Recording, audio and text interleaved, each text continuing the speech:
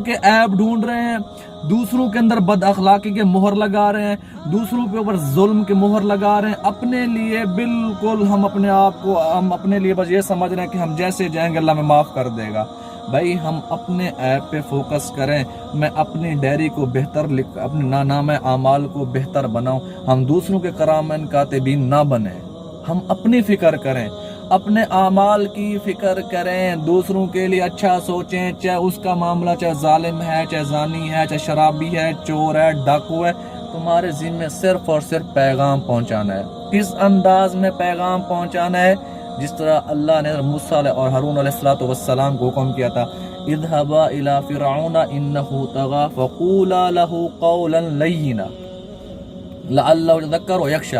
نرم مزاج، نرم طریقے سے، بڑی محبت سے اللہ کا پیغام پہنچا دو بس۔ وما انت علیہم بوکیل،